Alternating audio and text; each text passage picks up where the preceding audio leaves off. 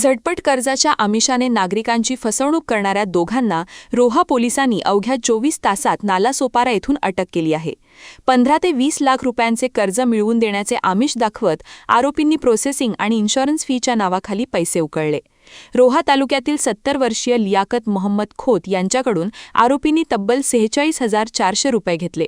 विजयलक्ष्मी पतसंस्थेच्या नावाचा गैरवापर करत बनावट कागदपत्रे, सही आणि शिक्क्यांचा वापर केल्याचे तपासात समोर आले आहे। तक्रार दाखल होताच रोहा पोलिसांनी 2 तपास पथके तयार करून तांत्रिक तपासाच्या आधारे ओंकार रवींद्र हटले आणि गौरव संतोष मळेकर उर्फ भालचंद्र रघुनाथ पाळव यांना नालासोपारा येथून बेड्या ठोकल्या। आरोपींकडून मोबाईल, वाहन, बनावट कागदपत्रे आणि इतर साहित्य असा सुमारे 3.5 लाखांचा मुद्देमाल जप्त करण्यात आला आहे।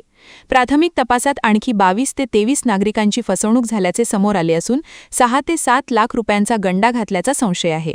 दोन्ही आरोपींना न्यायालयाने 19 ऑगस्टपर्यंत पोलीस कोठडी सुनावली असून पुढील तपास सुरू आहे। आमच्याकडे रोहा पोलीस ठाणे हद्दीमध्ये 30 जुलै रोजी समर्थ फायनान्शियल सर्व्हिसेस या नावाने वेगवेगळ्या वृत्तपत्रांमध्ये एक जाहिरात पत्रक वितरित करण्यात आलं होतं। सदर जाहिरात पत्रकामध्ये वेगवेगळ्या संस्थांना म्हणजे जसे महिला बचत गट असतील किंवा इतर काही व्यावसायिक असतील यांच्यासाठी 5 ते 15 लाखापर्यंत कर्ज मंजूर करण्यात येईल अशी जाहिरात करण्यात आली होती व त्यामध्ये एक मोबाईल क्रमांक देण्यात आला होता।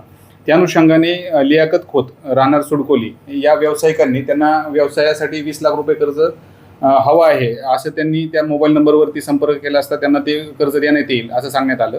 त्यानंतरनं त्यांच्याकडून वेगवेगळ्या कारणांसाठी जसं की बॉन्ड्स, कर्ज मंजुरीसाठी येणारा खर्च तसेच इन्शुरन्स यासाठी त्यांना 46,400 रुपये त्यांच्याकडून रोख स्वरूपात घेण्यात आले आणि त्यानंतरनं त्यांना विजयलक्ष्मी पतसंस्था मर्यादित याचं 20 लाख रुपये कर्ज मंजूर झाल्याचं एक पत्र देण्यात आलं।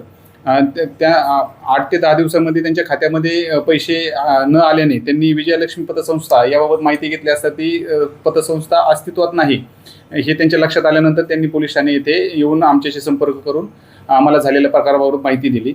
सदर प्रकार समजल्यानंतरनं आम्ही या प्रकरणाची माहिती पोलीस अधीक्षक रायगड श्रीमती आंचल दलाल मॅडम यांना सदर माहिती दिली।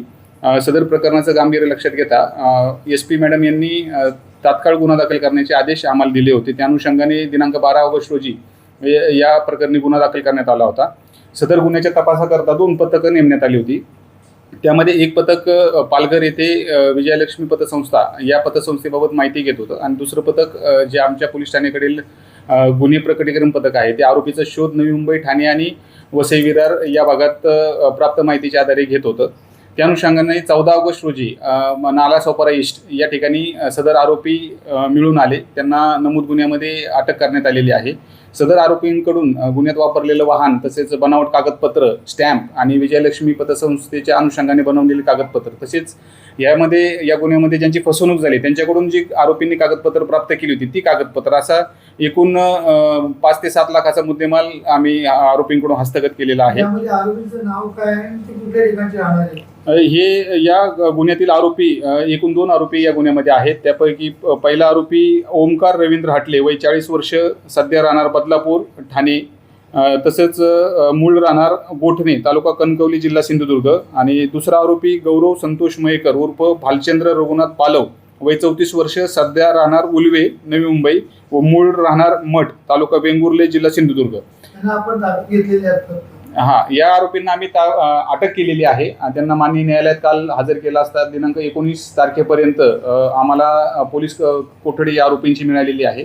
या आरोपींनी रोहा तालुक्यामधील एकूण 23 लोकांची फसवणूक केल्याचं आतापर्यंतच्या तपासामध्ये निष्पन्न झालेलं आहे। त्यामध्ये 2 महिला बचत गट आहेत। प्रत्येक बचत गटामध्ये 10 महिला याप्रमाणे 20 महिला आणि 3 स्वतंत्र लोक अशी एकूण 23 लोकांची फसवणूक झालेली आहे आणि फसवणुकीची रक्कम 3.5 लाख ते 5 लाखापर्यंत असण्याची शक्यता असल्याचं प्राथमिक तपासामध्ये आतापर्यंत निष्पन्न झालेलं आहे। आमच्या माध्यमातून आपण या महिला सगळ्यांना काय आवाहन कराल?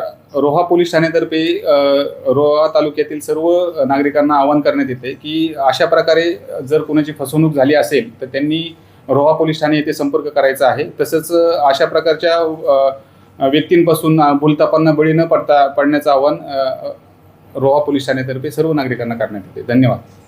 लोकशक्ती लाईव्हसाठी सत्यप्रसाद आडाव, रोहा. अशाच सच्चाई दर्शवणाऱ्या बातम्या पाहण्यासाठी लोकशक्ती लाईव्ह न्यूज चॅनलला लाईक करा, शेअर करा आणि सबस्क्राईब करा.